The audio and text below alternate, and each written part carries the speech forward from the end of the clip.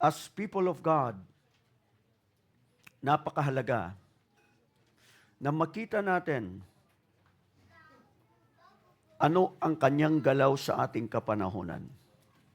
It's high time for you and for me to learn to live by faith and not by sight.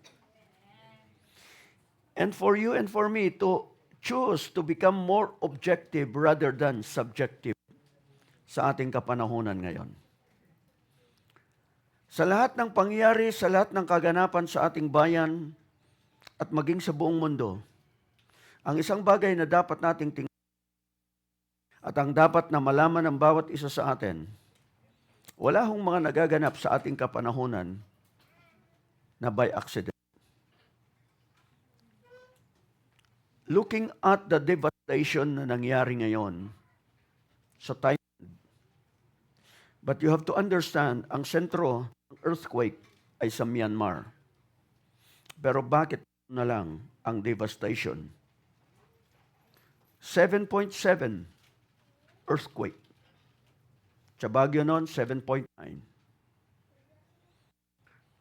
Pero bakit maraming building ang bumagsak sa Thailand? Okay. So you have to understand that in this life, meron at merong mga unos na darating. There will be storms of life. Hindi natin alam kung kailan. At walang pwedeng magsabi, stop. Okay? Each and every one of us, we will go through storms. Hindi natin alam kung kailan. Maring yung iba sa atin dumaraan sa unos o dumaraan sa bagyo ngayon, o may mga turbulence sa buhay ng bawat isa, pero anumang pinagdaraanan mo sa buhay na to ay hindi katulad ng kung ano ang pinagdaraanan ng iba. Kapag tiningnan mo ang pinagdaraanan ng iba, maaring sabihin mo, maliit na bagay lang, pero sa kanila, napakalaking bagay. Okay? That's why, in this life, we praise God for what the Lord has done. Looking at the cross, ang isang bagay na dapat nating tingnan palagi, na doon sa krus ng Kalbaryo, lahat ng plinano ng Diyos para sa atin ay binayaran ng ating Panginoong Hesus. Yung ikaw ay huwag mapunta ng impyerno. Yung ikaw ay huwag mapahamak sa buhay na to. Everything has already been paid at the cross. When Jesus said, "It is finished." So that's why our faith should be in the Word of God. Our faith should not be in this world. Our faith is not in what we have, but rather our faith should be in the God who have called us and has put purpose in our lives. Nang dapat makita ng bawat isa sa atin, ikaw at ako, bawat bahagi ng buhay natin, lahat po tayo tumanggap ng mga regalo. Ngayon ay panahon ng eleksyon. Napakaraming nagbibigay ng regalo. And whatever you do with those gifts, it will be your choice. But I want to tell you, your choices today can affect your future. So it can elevate you or you will remain as you are. Kaya sa bawat isa sa atin, ang dapat na magpatakbo ng buhay natin, walang iba kundi ang salita ng Diyos. Walang iba kundi ang banal na Espiritu. At tandaan ho natin, bawat isa sa atin, tayo binigyan ng regalo ng Diyos. Walang exempted. At ang pangunahing regalong yon ay walang iba kundi ang regalo ng buhay. God has given us life, the gift of life. But at the same time, that He has given us His grace, He has given us His mercies, He has given us responsibilities. Merong tinatawag na accountability. Merong tinatawag na consequences. Every choice, there is a consequence.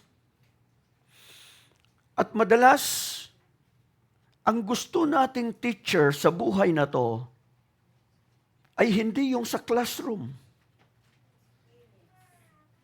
Ang gusto nating classroom, itong buhay na to, ang gusto nating teacher, ang paborito ng karamihan sa atin, ang teacher ng pangalan ay experience. You see? We can all have different experiences. But I don't like a teacher named experience. Why?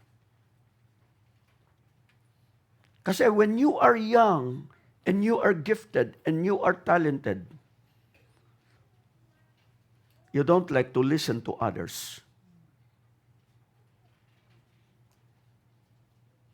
Kailan tayo natututo?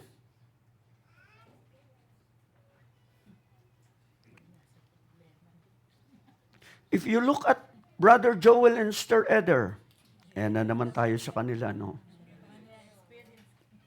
Ha? Yung pinagdaanan nila na hirap, do you like to go through it? Ilang taon? 8 years? 9 years? Kasundo muna kayo.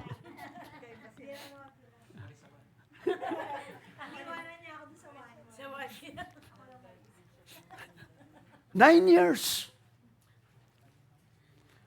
Yung wala kang pambayad.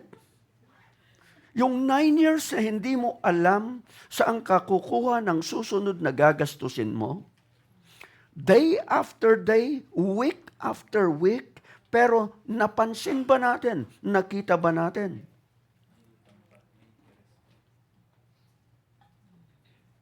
Si John Kel at si Dayan, ilang taon na pumasok sa buhay may asawa, and then ang sumalubong na akala nila, and they will live happily ever after, ang sumalubong ay utang.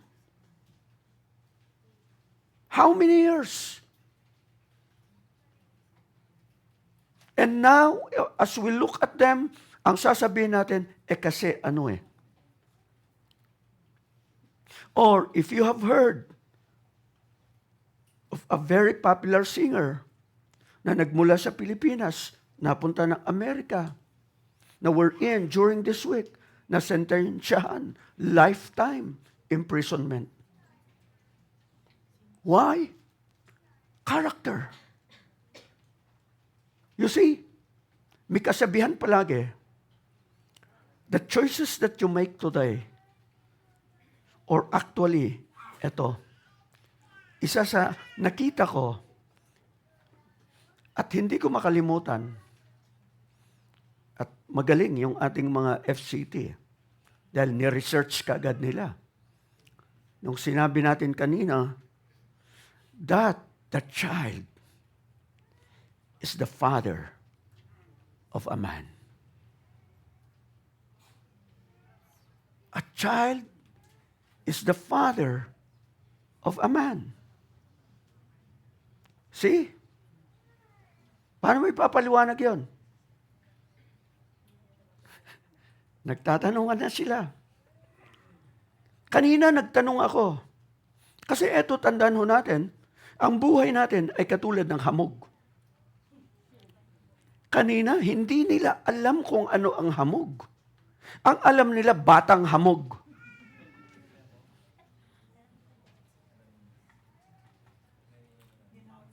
Di ba? Gaano karami sa atin, alam natin yung hamog.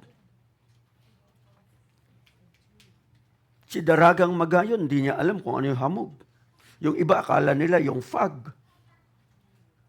No, it's not the fog. Ano hamog? Alam ba ng mga anak natin kung ano ang hamog? Yung isang bata, sabi niya, hambog. Ang alam niya, hambog. Ano yung hambog? Sabi niya, ewan ko. Naririnig lang yung salitang hambog. Pero hindi alam kung ano hambog. See? A child is the father of a man.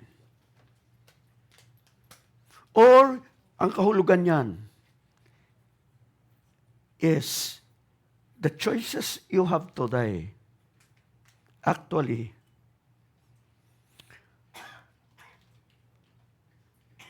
the thing is, while the stream is not yet over, do something about it. Habang ang sapa ay hindi pa ilog,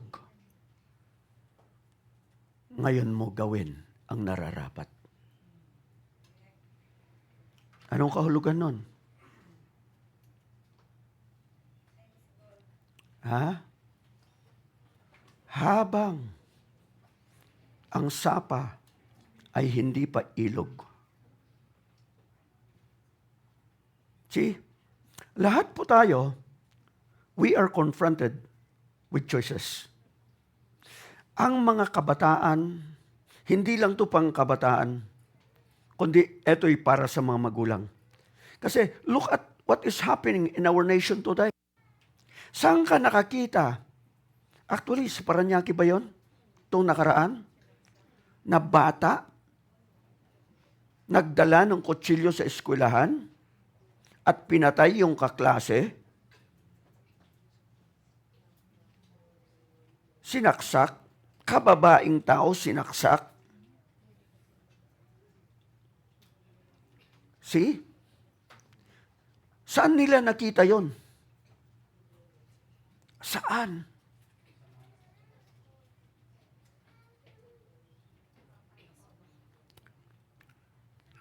Ang unang eskwelahan, ang loob ng tahanan. Ang unang teacher, magulang. Ang professor nila, ang nani nila, yung karanasan nila sa loob ng bahay.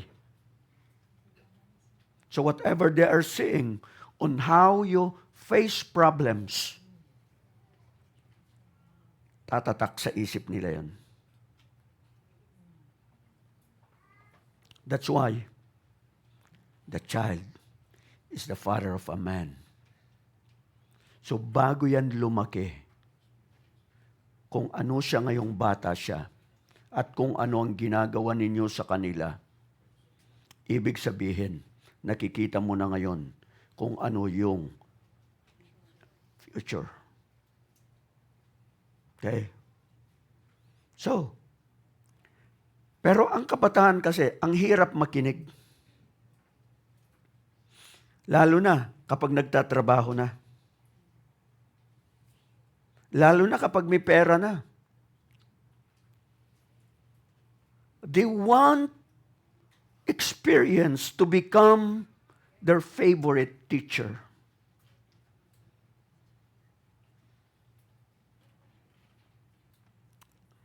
I believe my youngest will be coming up with a book that has something to do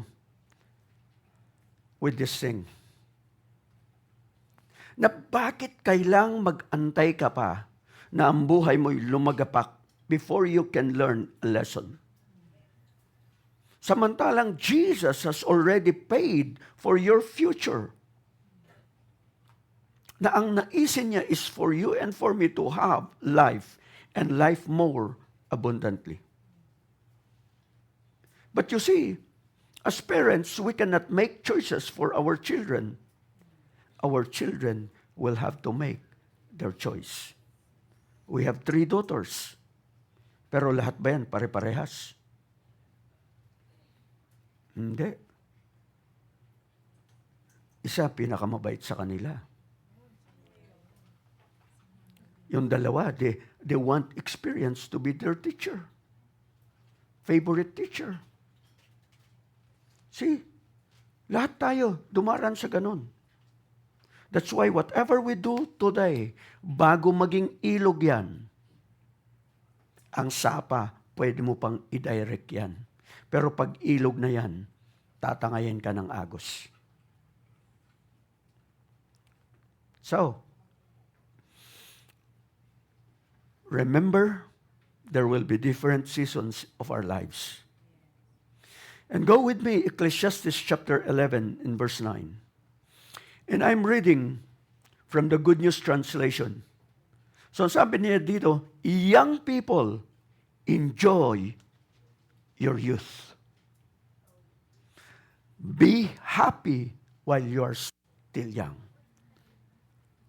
Do what you want to do and follow your heart's desire. But remember that God is going to judge you for whatever you do. Do not let anything worry you or cause you pain. You are not going to be young very long. Would you turn to your neighbor, tell them, life is short.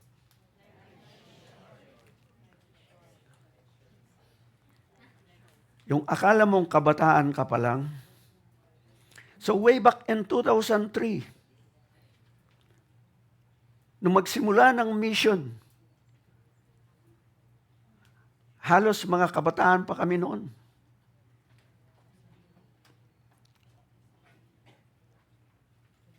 But you see, yung mga baby noon na sumunod, ngayon, sila na yung kabataan.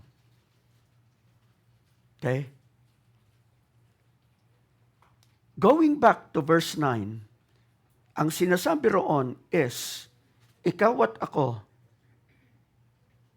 we have a choice in this life.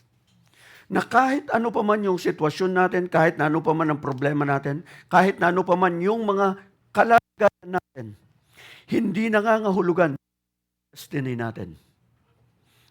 Destiny is not tied to our past. Our destiny actually has already been determined by God when Jesus Christ was crucified and we were made children of the living God. Yun ang destiny natin.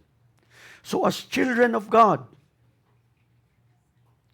God wants us to become sons and daughters. Okay? Kaya ang sabi niya rito, rejoice, or young people, enjoy your youth. Pero dapat mong tingnan, ano ang kahulugan ng enjoyment? Maaring ang isang bagay sa iyo ay enjoyable, pero sa iba hindi. Dahil iba-iba tayo na personalidad. Ang sinasabi niya rito is, huwag mong i-take for granted ang buhay mo. Piliin mong maging masaya. Kasayahan. But at the same time, remember, there's accountability. Kasi yung iba, ang pagkaalam nila ng pagiging masaya, gawin ko yung lahat ng gusto ko, basta ako masaya. Kaya, bakit maraming kabataan nalululong sa bisyo? Kasi masaya. Pero anong epekto nun? Masaya ba sila pagdating ng araw? Kapag,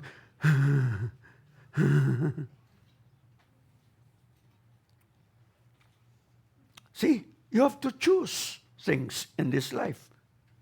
Ano ang talagang magpapasaya sa iyo? Ari-arian? Material na bagay? Pagkaharap mo na ang report ng doktor,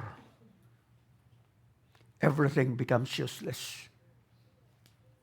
Pag sinabing ikaw ay may karamdaman, pag sinabing ikaw ay may sakit, lahat ng ginagawa mo, na dati-rati hindi ka makapag-live, hindi mo maiwan panandalian, kasi.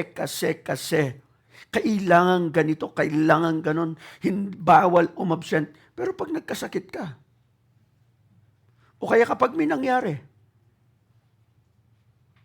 pwede naman palang umabsent. O kaya dati-rati ayaw dumalo ng gawain. Saka na pag may time. Kailan ka magkaka-time?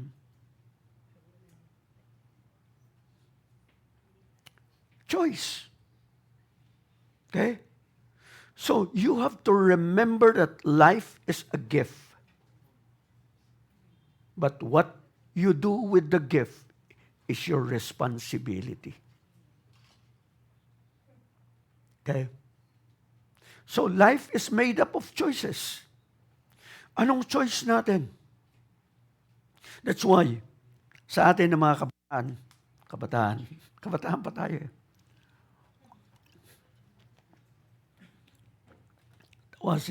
Natawa si Shaira, oh. si Daragang Magayon. So, we have choices. That's why, mga kabataan, kung ang mga magulang ninyo at alam nyo kung saan yung probinsya ninyo, you need to learn to be thankful to your parents na kung saan they have made up a choice na iwanan kung ano nakagisnan nila dahil nakita nila kung ano ang resulta ng buhay at gusto nila na mabago ang kanilang mga buhay at mabago ang kinabukasan ng mga anak. So, sabi ko nga, paano kaya kung ang tatay namin na kontento na lang sa buhay sa kabundukan at hindi niya sinabi na ayaw kong danasin ng mga anak ko ang buhay na aking nakagisnan. At hindi siya pumunta ng syudad dahil maraming katwiran. Walang kakilala sa syudad.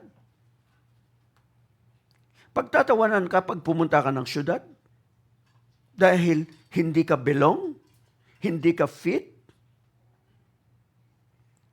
So, there are lots of reasons na pwedeng manatili sa kung saan ang probinsya na iyong kinagisnan.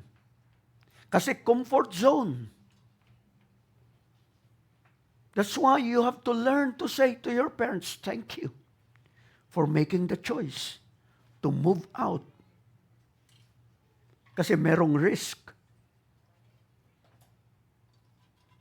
Okay?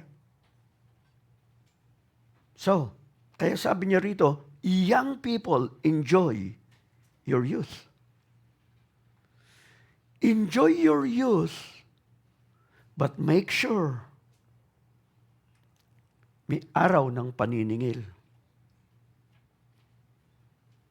Okay? Yes, sabi niya, remember, God is the judge. God will judge. Time will come. It can be a good judgment or a bad judgment. Okay? But it's not only after this life. Pero dito sa buhay na to, your body will judge you. Whatever you have made with your choices. Anong ginawa mo? Okay? Pagkabataan pa, hindi tayo nakikinig. Bakit kung kailan lumalagapak tayo saka tayo nag-iiyak?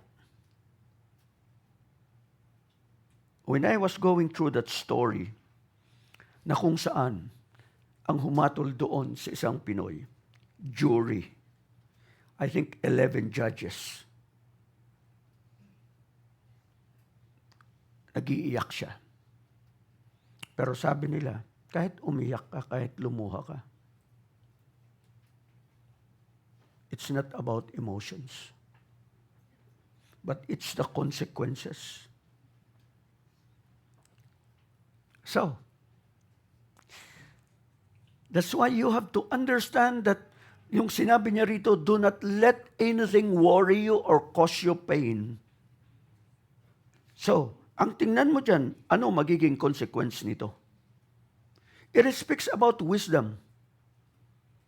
That's why, read other people's lives. their lessons.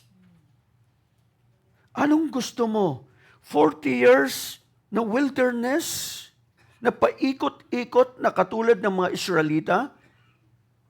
Or halimbawa, maaring nainggit ka ngayon kay Brother Joel, kay Sister Eder, at sasabihin, buti pa sila.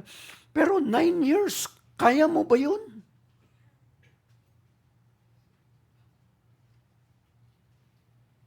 O kaya, buti pa si John Kel, buti pa si Dayan. Pero, kaya mo ba ilang taon? Ilang taon?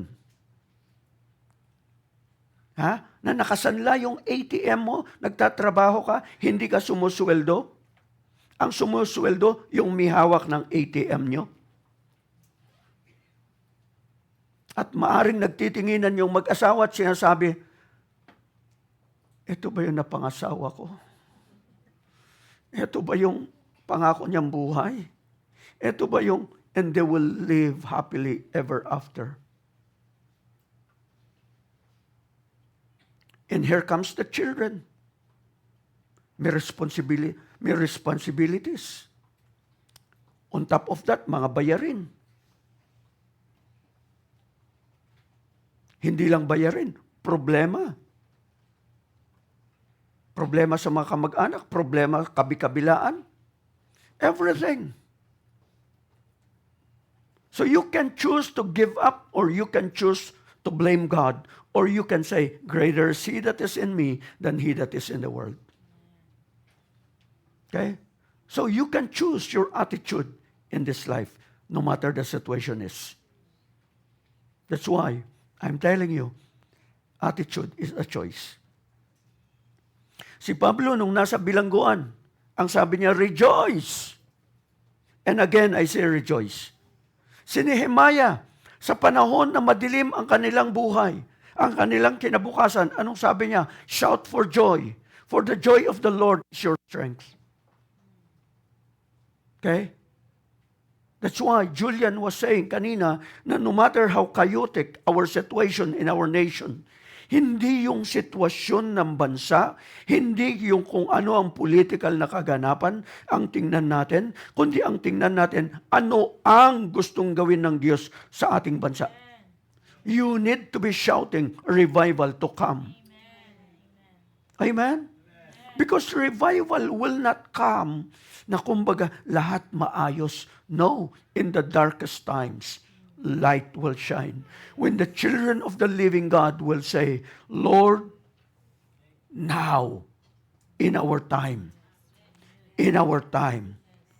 make us the light. Make us the salt. Hindi yung, ay, wala nang pag-asa. Evacuate na lang tayo dito sa Pilipinas. No.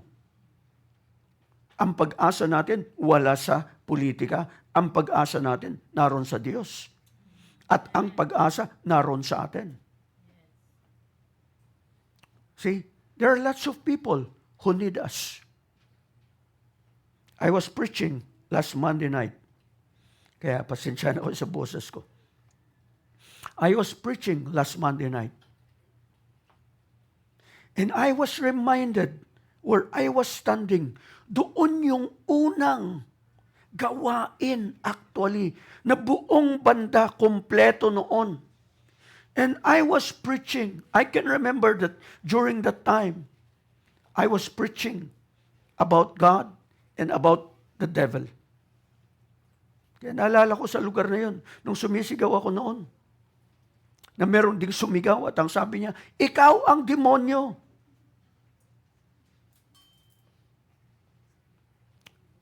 See?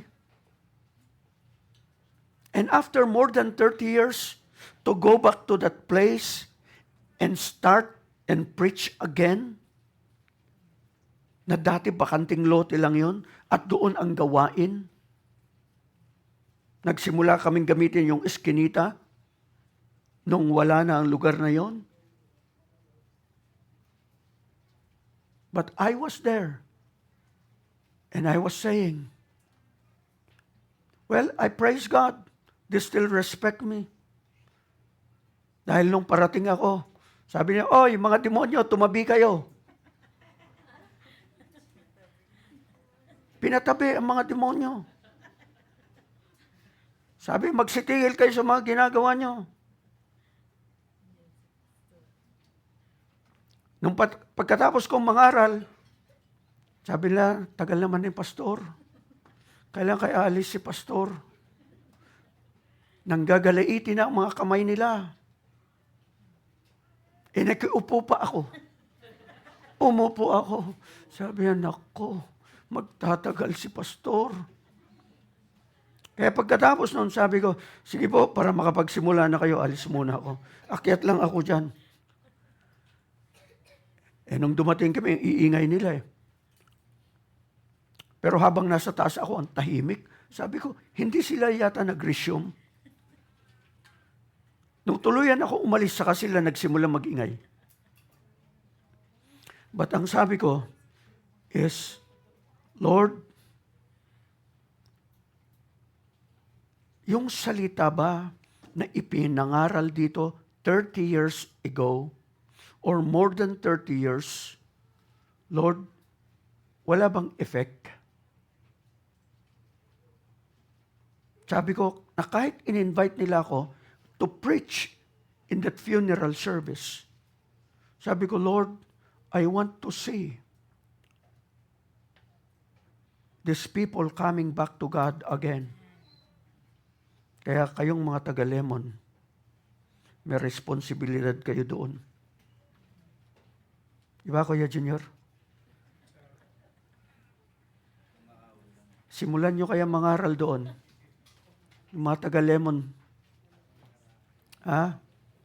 Mula doon sa area ni na teacher, doon sa plaza, mag-crusade kayo. So, because you see, from what I heard, sabi ko nga, eulogy service. Pero sabi nga ng ating in charge sa pastoral care, wala akong narinig kahit na anong eulogy. Eulogy means good things, good words. Ilan yung anak? Ang responsibilidad na sa atin ng mga mananampalataya to go and share the word to them. Dahil ang pag-asa nila sa buhay na to, walang iba kundi ang salita ng Diyos. We do not condemn them, but rather we pity them. Why? Dahil ang liwanag ng salita ng Diyos dumating doon. That's why we need to bring light to the people around us. You have a choice. Okay? Or you can choose to be carefree. Ano carefree? Yan ho yung sabi ni Tak na wapakels. Walang pakialam. Pwede. Walang pakialam. Ang intindihin mo lang sarili mo. But you have to understand, time will come. Merong araw ng paniningil. Last week, nadulas yung tiya ko sa tribo na nagresulta ng mild stroke.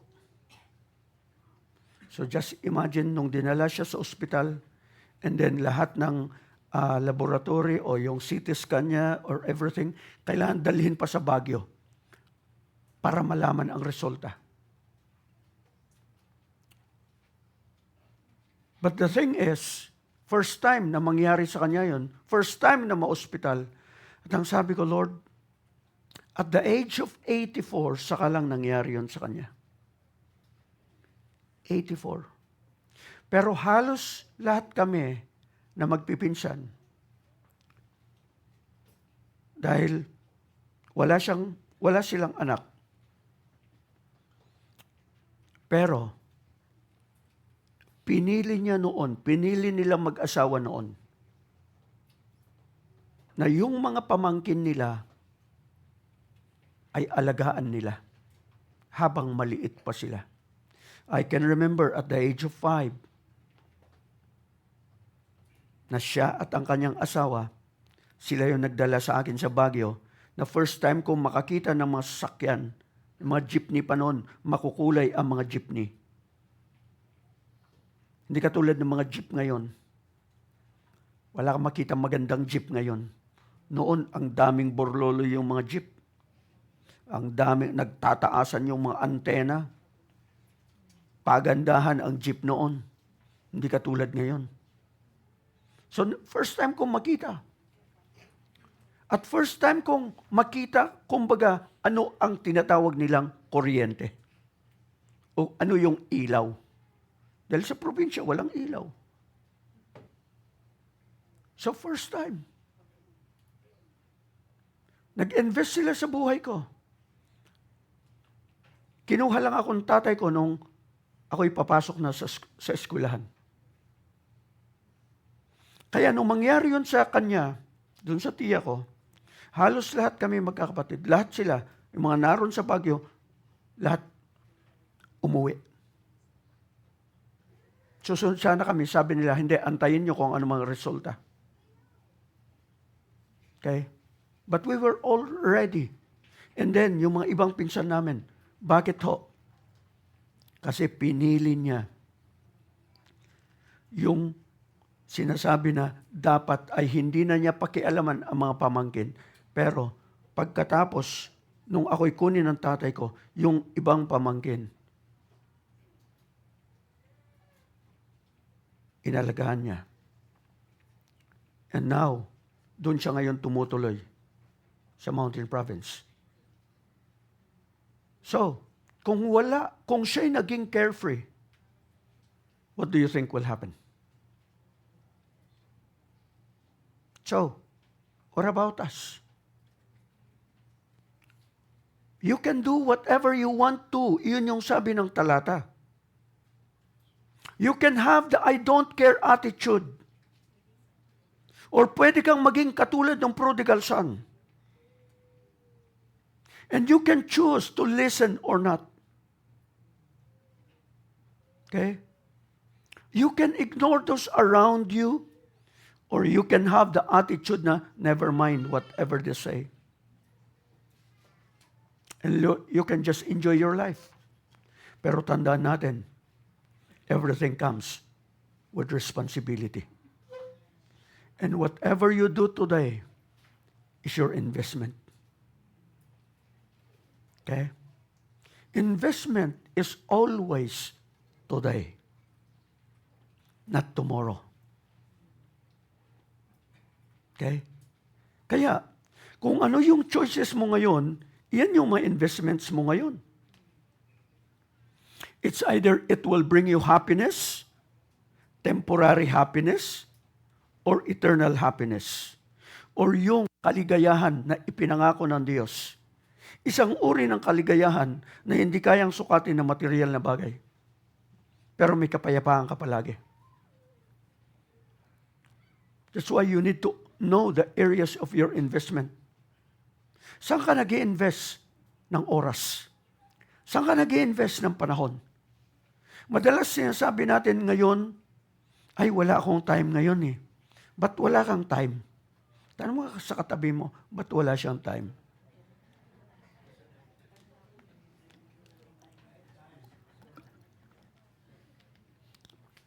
Kailan magkaka-time?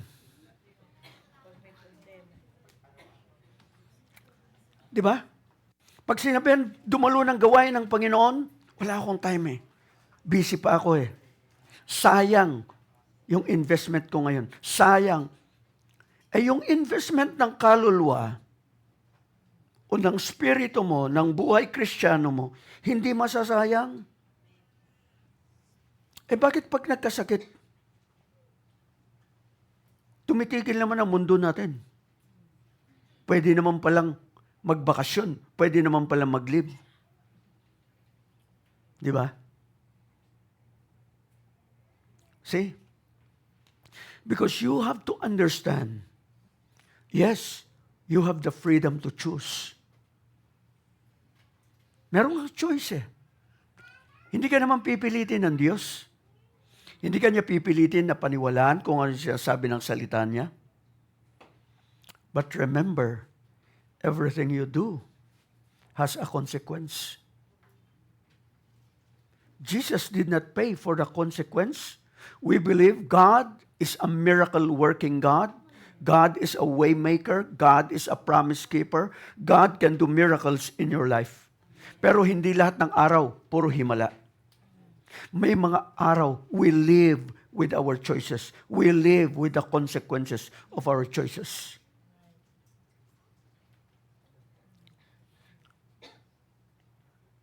Tingnan nyo.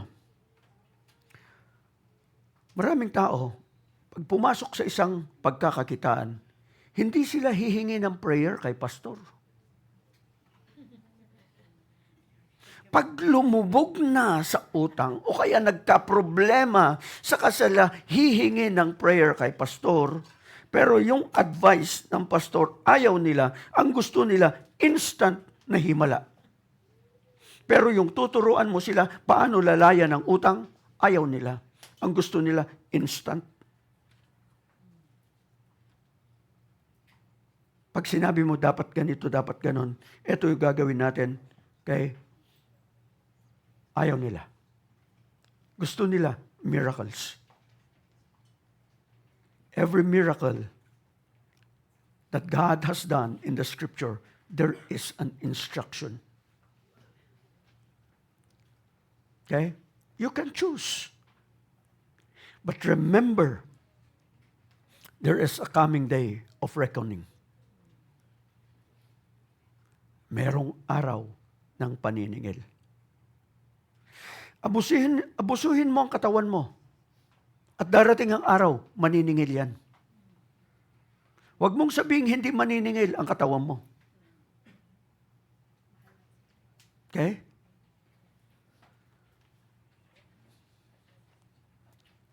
Pag bata pa, sabihin mag-exercise ka, jogging. Gaano karaming kabataan na nakikita mo nagja-jogging o nagwo-walking ngayon? Gaano karami? O mga bata? Nakita mo ngayon, nandun sa isang sulok. Kailan?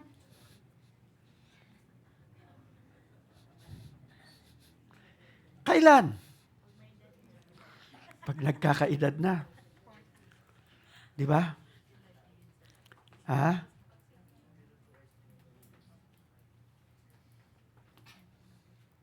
Eto, last week ba or last 2 weeks, we have our executive annual check-up. Last week, isa sa mahirap ay yung stress. Ano yan? Stress test. Na kung saan. And kung ano-ano nakakabit sa katawan, may nakakabit dito. Lahat, kung ano-ano nakadikit sa bawat bahagi ng katawan, sa kamay, dibdib, tapos dito, tapos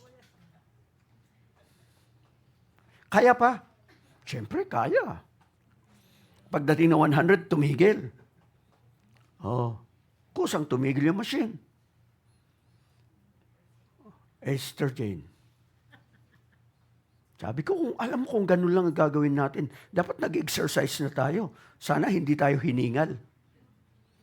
See? Esther Jane, mahilig sa matamis. Very sweet silang magkakapatid. Walang maasim. Meron ba maasim? Very sweet. Kaya, nung tiningnan namin ngayon, 1, 2, 3, 4, 5. 5, tapos ako, 1, 2. 2. Sabi ko, 5, 2. Sa akin, yung isa doon, actually, has something to do with the age. Pero nasa borderline. Meron lang mataas sa akin. At alam ko naman kung bakit. So, there will be a day of accounting. Whatever you have sown, you will reap. Your body will speak in the coming days. Mangungusap ang katawan mo. Okay? It will be a day of remembering. Kung pwede lang sana i-rewind Kung pwede lang balikan para mag-exercise ka ng tuloy-tuloy. Okay? Merong payback time. It's what we call consequences. Kaya sa bawat isa sa atin, the thing is, kumusta ka? Kumusta ang buhay mo? How is your life? How is your relationship with God?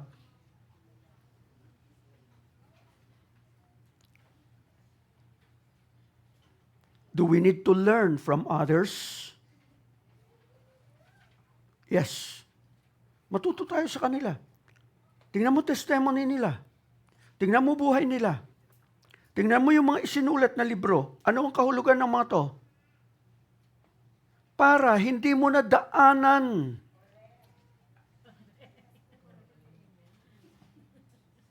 Di ba?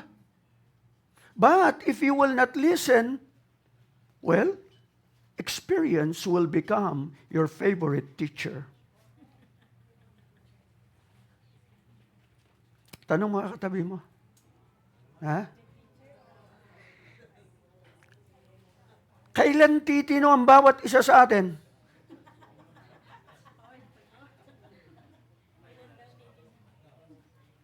Pag malakas ang katawan, ba? Ha? Eto, alam ko to John Kelly. Dahil sinasabi ko bago mag-mission, exercise mo na. Kaso, palapit ng palapit ang mga missions, hindi na nakapag-exercise. Pag nandoon na, pag uwi ko, mag-exercise ako. Pag uwi ko, ito gagawin ko. Pag uwi, makita mo yung pagkain. Crispy pata, lechon. Sabi ko, hindi na ako magkakarne. Pero yung asawa ko mahilig sa karne, lalo na barbecue, lalo na prito. Lalo na pag merong taba. Si Pastor John, si Pastor John nga, taba yung kinakain. You see? Kailan tayo magda-diet? Pag minaramdaman na. Pag forced diet na. Di ba? Come on. Gifts are being given unto us, but it is up to us to do whatever with the gifts. At ang pinakaregalo, yung hininga natin. Yung buhay. Anong gagawin mo sa regalo ng Diyos? Sabi ko nga nung makita ko yung edad ng tiya ko, 84. Tapos first time niya na na-ospital. Nung naroon ako sa tinatanong ako, naoperahan no ba kayo? Sabi ko, hindi po at hindi. Anong hindi? Wala akong balak. Na-ospital na ba kayo? Hindi. At wala akong balak. So, because you see, sabi ko, age 84, gusto ko kahit hanggang 85, nangangaral pa rin ako. Kung hindi pa babalik ang Panginoon. So, what do we need to do? with our bodies. Di mo katabi mo? Come on. Ilang taon na katabi mo? Ano na mga nararamdaman?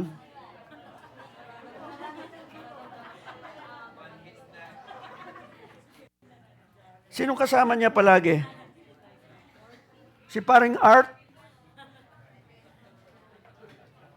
O si Maring Tess?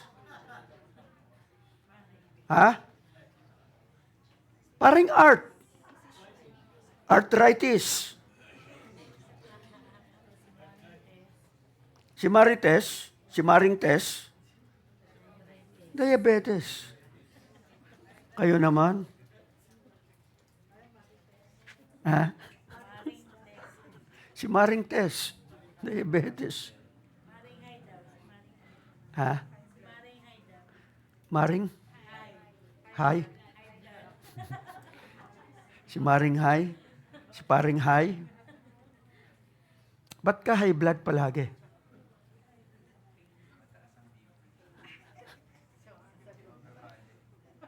Talaga naman. At ang isang sakit na walang lunas, sabi nila walang lunas daw. Palaging may sakit yung nanay, araw-araw. Sabi niya sa bata, pastor, yung nanay ko, palaging may sakit. Sabi ko, anong sakit? Araw-araw po may sakit eh. Kaya makasigaw palagi. Bakit? Anong sakit? Sakit ng bulsa. Alam mo kapag ang isang tao walang pera, di ba?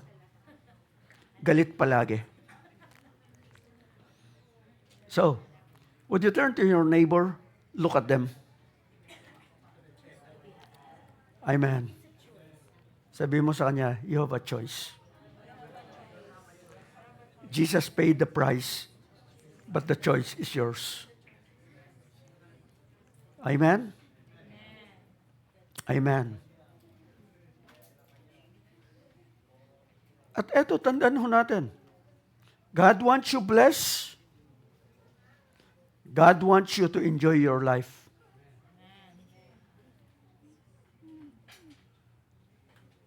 Yung ma-enjoy natin yung buhay. Hindi yung pundar dito, pundar doon, hindi mo naman ma-enjoy. Di po ba? Sabi mo nga sa iyong katabi, enjoy mo buhay. It's a gift from God. Okay?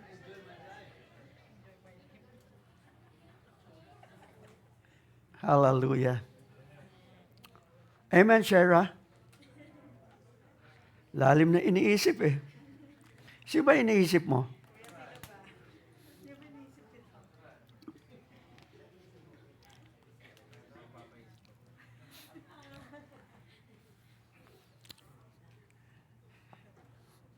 Pero nakita ko yung picture nyo, perfect cone. Praise God. Tingnan mo katabi mo. Pakingitian nga. Praise God. So join with me, go with me in Ecclesiastes chapter 11. O sa aklat ng mga ngaral. Okay? Starting with verse 1 until verse 4. Or until verse 6, actually.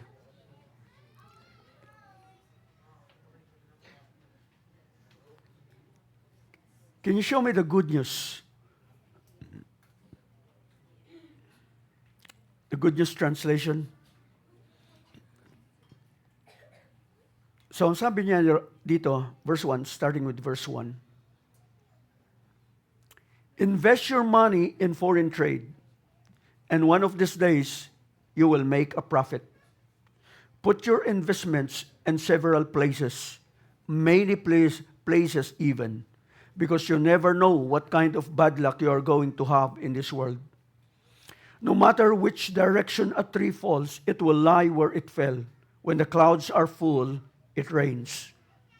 If you wait until the wind and the weather are just right, you will never plant anything and never harvest anything. God made everything, and you can no more understand what He does than you understand how new life begins in the womb of a pregnant woman. Do your planting in the morning and in the evening too. You never know whether it will all grow well or whether one planting will do better than the other. Madalas, we can put investment sa maraming bagay. Kaya nga maraming na-scam eh. Invest dito, invest doon. It's good to invest in many things dito sa daigdig na to. But you have to remember, yung investment mo sa daigdig, pang daigdig lang yan. But there is an investment here on earth that will carry you through eternity. And that is in the kingdom of God. How many of us have invested in souls? Na makikita mo kung ano yung impact mo sa buhay ng maraming tao after so many years. Maring sa ngayon, you take things for granted. But you see, paano pag dumating ang araw at sasabihin nila, kung hindi dahil sa Kanya, hindi ko makikilala ang Panginoon. Kung hindi dahil sa testimony niya, siguro matagal ko nang tinapos din ang buhay ko. Kung hindi dahil sa nangyari sa kanila, siguro hindi ko rin dadalhin ang pamilya ko sa Diyos.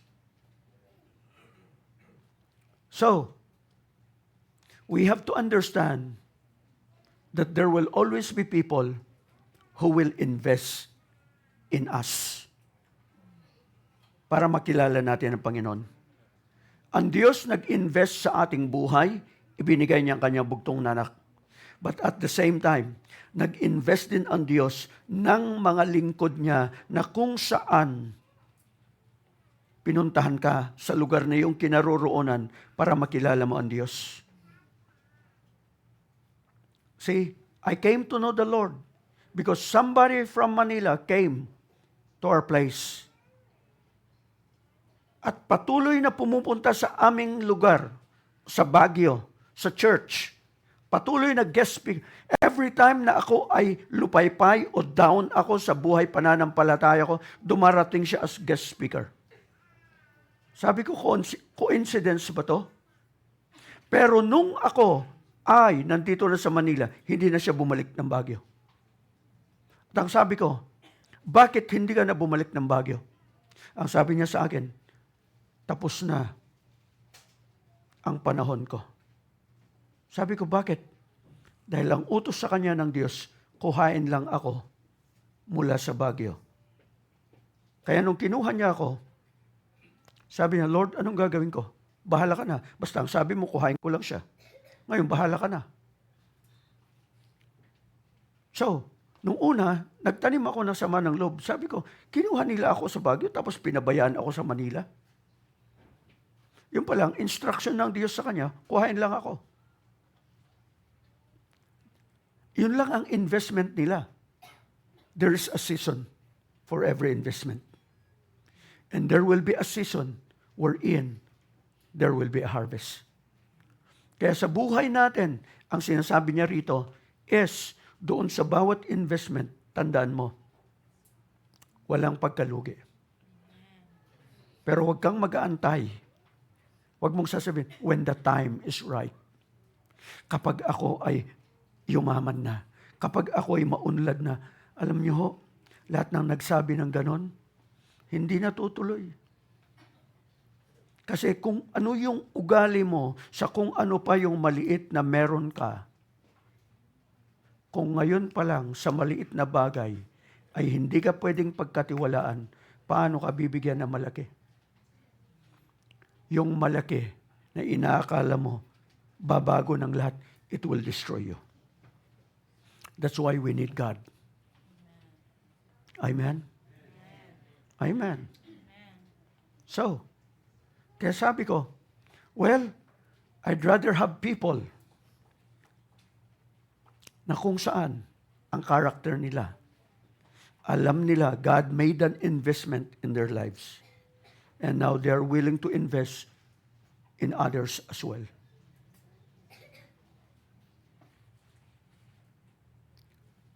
You have to remember, ang totoong kahulugan ng buhay ay yung naroon ka sa kalooban ng Diyos. Ang maraming pera, kapag hindi maayos ang character, kakainin ka at lalamunin ka. Hindi kakasya, sabi nga ni Sturgeon, hindi kakasya yung corona ng Diyos na inilaan para sa iyo kapag ang ulo mo lumaki. Hydrocephalus. Di ba? So,